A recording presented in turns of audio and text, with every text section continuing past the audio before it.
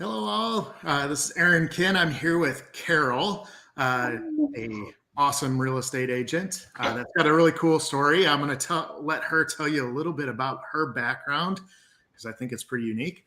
And then we'll just go into a good discussion about real estate and what she's doing. So, Carol, do you want to introduce yourself and where you're from? And I know Yeah, you're in transition. thank you for having me, Aaron. Glad Yeah. to be here. So I am originally from Colorado, the Boulder County area. My husband and I started in real estate about 25 years ago, doing investment stuff. He was a firefighter, so he had a lot of time off on his 4 days. So he kind of got that real estate itch. So we started doing fix and flips. We did lots of rehabs. We ended up holding several properties, turning around and selling several. So we did that for about 10 years, and it was great.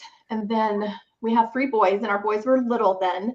As they got older, I started working, and I did a little bit of corporate America. I worked for IBM and a couple of IT companies, and just kind of got burned out on the whole corporate America thing. It As was do a lot. most. Yeah. Yeah, it was a lot. I was managing, it was just crazy. At one point, I was managing like 15 different clients for this one company, and I could not handle it. It was a lot. So anyway, I decided after that I probably should go ahead and get my real estate license. So I did that in 2016 and got licensed in Colorado. Had a great 5 years there. I was actually with a private brokerage in Boulder for those first 5 years. It was a good fit then, but as I started 2020, it's kind of funny because 2020 I think was a crazy year for a lot of people, but a lot of real estate agents, it was like their best year as far as Okay. production, and it was mine too. So at the end of that year, I was just trying to figure out what I wanted to do. And actually, Compass started recruiting me, and I had a lot of meetings with them. And they were just, I didn't even know anything about EXP at that time. They started interviewing me and talking to me about all of like the IT stuff they had and have an IT background. I was like, oh, that's kind of cool. I probably need more of that. So anyway, I ended up I started looking, I had been following a couple of people. One was my sponsor, Nolly Williams, and Krista Mayshore is another one out in California. And I had Yeah. noticed these people were just starting to slowly go over EXP. And I thought, that's kind of interesting. I really respect these people. I mean, what's going on? So anyway, I decided to talk to Nolly a little bit, and I reached out, and we had a phone call, and he kind of pretty much told me everything that just the support that I would get and all of that. So it didn't take long after that. I made the switch pretty quickly, and been here about a year and a half now, and love it. Awesome. So Awesome. Yeah, so I want to unpack a little bit about what you said and kind of go back pre-real estate, getting into investment. It's kind of funny, like the more I talk to people and learn about their backgrounds, the more and more people are going that route. Like they start with the investment side and then they're like, hey, I think I should probably get my license. yes, Um, it, and you and your husband, how long did you do investments prior to you probably getting about licensed? was about 10 years. I remember at one point, I think it was 2006, we ended up buying 3 fix and flips like within a month. Oh, okay. Not a great decision, but anyway, A but lot we of learned work. a lot. We learned a ton. We ended up keeping 2 of them as long-term rentals. One of them was in Denver in the Highlands, and it actually was a great rental for us for the next like 8 years. And we ended up selling it, I think, in 2013. But yeah, we learned a ton. But what's interesting, I'm actually a mentor for the state of Colorado. So all of like the new agents that come on, that are newly licensed, have to have a mentor for their first 3 deals. So I do that in Colorado, and one of my actually 2 or 3 of my mentees over the last year have been investors, because there's a whole like investment, I forget what the name of it is, but there's a whole investment group as part of EXP, and they've brought a lot of these newer agents in who got Wow. into investing, and now they're all getting licensed. So there's several people that I've been mentoring, and yeah, it's been pretty fun. And I've even had investors that I've worked with here, and I invest in real estate and stuff too, but even investors here that they are hesitant of getting their real estate license. They think it'll hinder their ability to do what they do. Yeah, Do you think that's a fallacy, or did you see it as a help or a hindrance, or I were think you ever on that edge? yeah, that's a great question. I think it's important to, I mean, because this one girl that I'm actually working with, she actually lives in my neighborhood in Colorado, and she just got put with me because we're in the same community. So she's actually been doing just a ton of stuff. And she was like, I didn't know if I needed to get my license or not. She said, I've got a whole lot of relationships already built with real estate agents. So it's been kind of interesting to come on now as an agent and be representing herself and not have to rely on those other agents. But she's still like great friends. She still gets fed a ton of just leads and stuff because all those people know that she's the investor and she's looking for more of the investment stuff versus just the regular residential buy and sell real estate.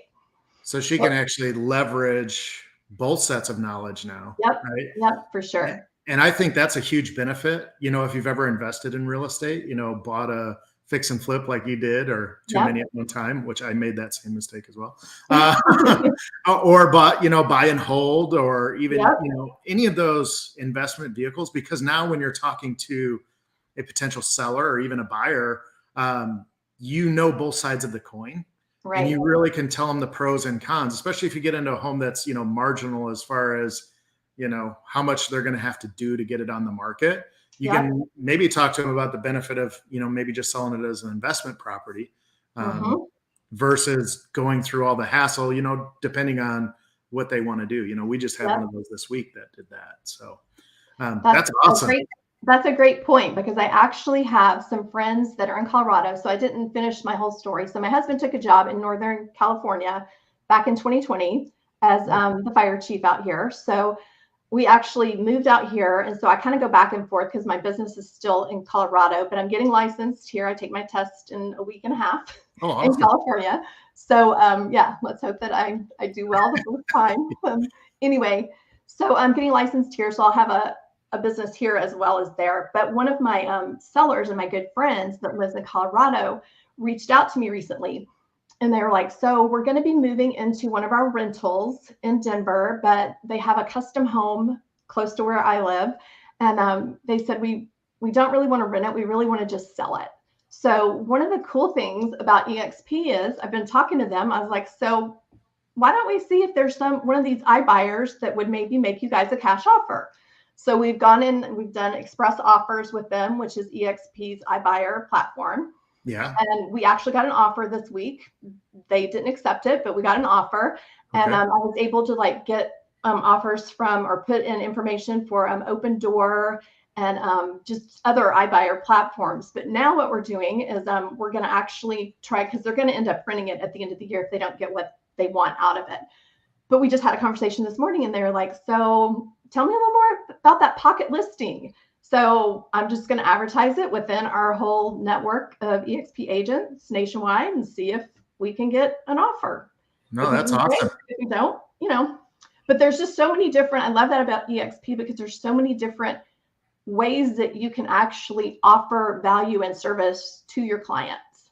Yeah, the iBuyer thing, is huge, in that the super hot white hot market we experienced up until about March or April, right? They were buying everything, it seemed like. And it's still pretty popular, at least like you did. It sets a baseline for that seller. They know where the bottom is, right? Yeah. And anything you can get them above that, obviously, is money in their pockets. So that's awesome. So your setup now is you're going to be licensed in 2 states and being able to sell in 2 states, which is super cool, with one cap.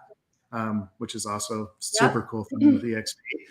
And now, are you a solo agent, or do you have agents that will help you in Colorado when you're not there, or how are you going to? I have a couple of people that are on my team that actually help me when I'm not there in Colorado.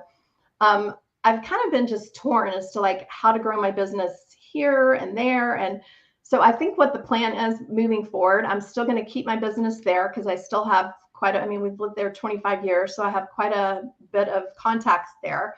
So I'm going to keep that there, but I'm going to probably focus more on California in the first part of 2023, just to get this up and rolling. And then as I bring on agents onto my team, I will actually have them in California and Colorado, and we can support and help each other. So. Oh, no, that's cool. Very cool. I that's the, kind of the dream, is it's expanding into different markets, right? Because real estate is real estate. If you have the systems and tools in place, you can pretty much stamp yourself anywhere, as long as you have the people there that can assist you, right? Yep, for sure.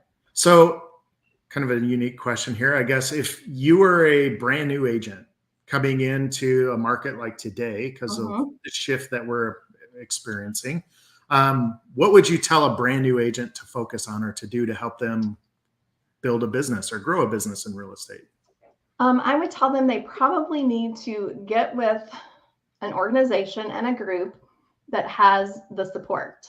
I was with my private brokerage, and there's nothing bad I have to say about them, but I just felt like at the time when I was changing, I really was, and just the support I've gotten since I've moved over to EXP has just been phenomenal. Just like, if I have somebody that's interested in EXP, and I've had Curtis jump on a 3-week call with me before, and just, at the drop of a hat. So it's just the support that you get is just amazing compared to other places that I've been.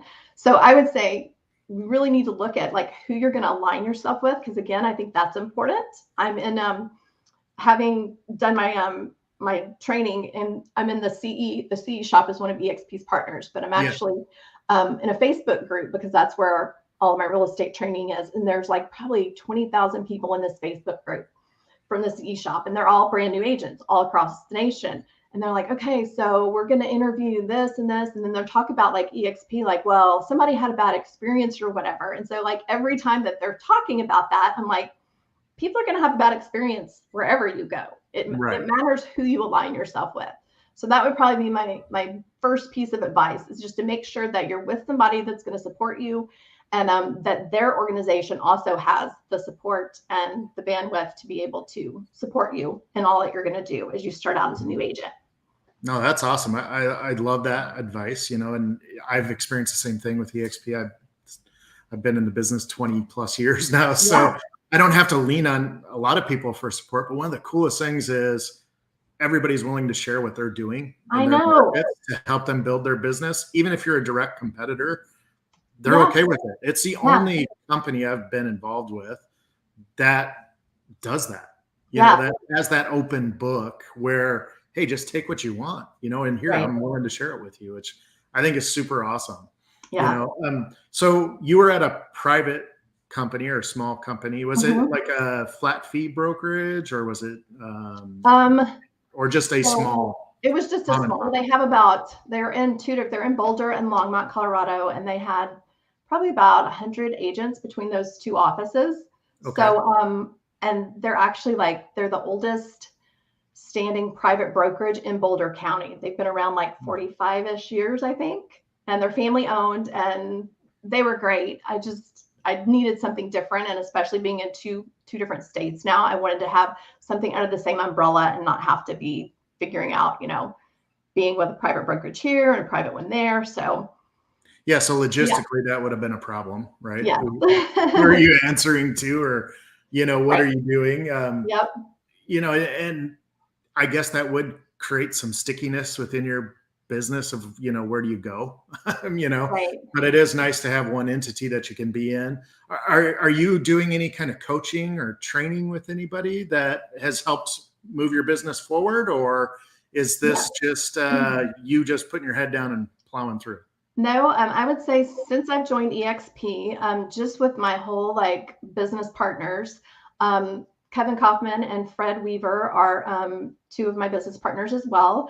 And they actually have multiple calls a week, but they have two that I'm on. One's on Monday, and I'm on that usually every Monday. And then there's another one that's production that they just started probably about 2 months ago on Wednesday or on Tuesdays at the same time. And they actually have a guy out of Houston who's built a pretty huge business get on and just talk about different things like, Google My Business and just different things that he's doing. And, as the market has shifted now and we're in a little bit less of a seller's market, and just how things have calmed down a little bit it's just great because every week there's new information and new ideas. And I always get at least one little nugget out of every meeting that I'm on when I'm with those guys, because there's just so many great minds there together. And I think the more minds together, the better.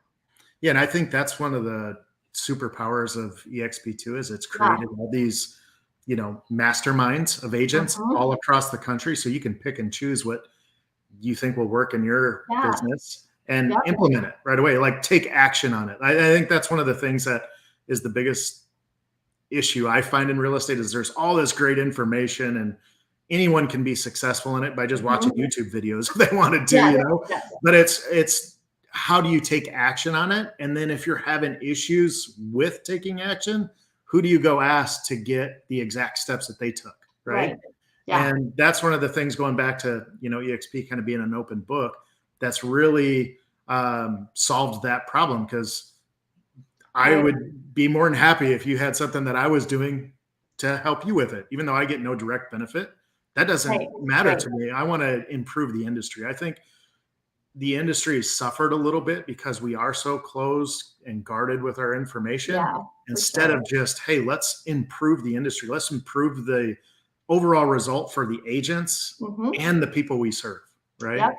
You know, no, so that's awesome. And I may have to pick your brain on how to get into another market, you know, because at some point, 135 hours of real estate school again. So that wasn't fun, but. So did any of your old schooling count towards the new stuff, or no? California is a little peculiar about that. There's not a whole lot of reciprocal stuff there. So. Yeah, Texas is very much the same. I think we have to do 180 hours for maybe even it's up to 210. So wow. Yeah, it's quite the adventure, which is good, because the lower the bar of entry is into real estate, the more people get in, and you know, it waters down, you know, the industry. Like I said, my main goal is to make the industry better. That's for me. That's what I want to do. So everybody that I talk to, I try to share as much as I can with them and how I've done business, and you're very much the same, for sure. So as far as EXP and without the coaching and training, is there any other things that you've implemented into your business that have made a big difference for you?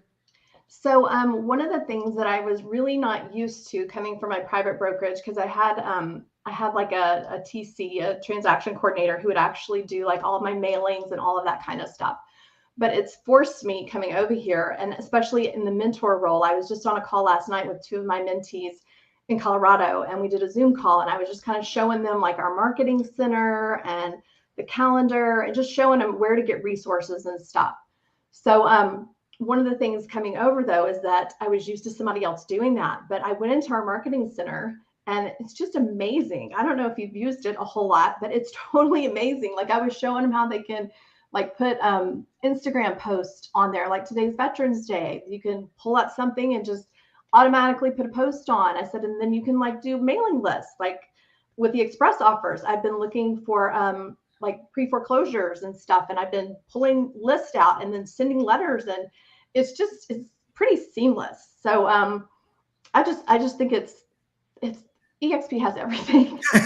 I mean, it's pretty awesome, right? I'm a little biased, but it's just, the more, and like I said, in teaching it, now that I have mentees, in teaching them about the different stuff, I'm just like, there's so much. We were looking at the calendar just last night, and I was like, you know, this is one thing. This is a great thing for new agents, because as a newer agent, we had some training where I was, but it wasn't like you had like 80 hours worth of live training from top producer agents that are telling you exactly what they did and how they did it. Absolutely. And you can learn that every week. So, yeah. And I think too, to your point, you know, is when you're teaching something to somebody else or coaching them to help their business, you have to know that stuff cold. So it only, right? It only helps you be better at what you do too. Right. Yeah. So awesome. Anything else you want to share? And I don't want to take too much of your day, but I honestly appreciate you talking to me here today and spending some time. And telling me about to share with you and get to know you a little bit better. And you said you're in the Dallas-Fort Worth area, right? Yes, ma'am. Yeah. Okay. And that's the other thing that I really love about our company, is that we have all of these people in all these different areas. And like, I know that if you're on the referral network in our workplace, that there's stuff that pops up all the time, and there's a ton of people, but I've been able to like refer. I had a seller move to Florida back in March, and I was able to refer her to someone there. And then her sister moved there too and bought a house. So I was able to, part of my other networking group that I'm part of, I was able to refer her to an agent too. So just the connections and the referral network across the country is huge. Yeah. So I definitely have my person in Boulder now, and I'm going to be in California. Redding. Okay. North. Yep. Awesome. Well, Yep. thanks again. I do appreciate you coming on here Yeah. and sharing Thanks your for having knowledge me. with everyone. And hopefully we bump into each other and send us referrals back and forth. Yeah, for sure. Thanks for having me, Aaron. Thank you. You have a blessed day. Okay, you too. Bye.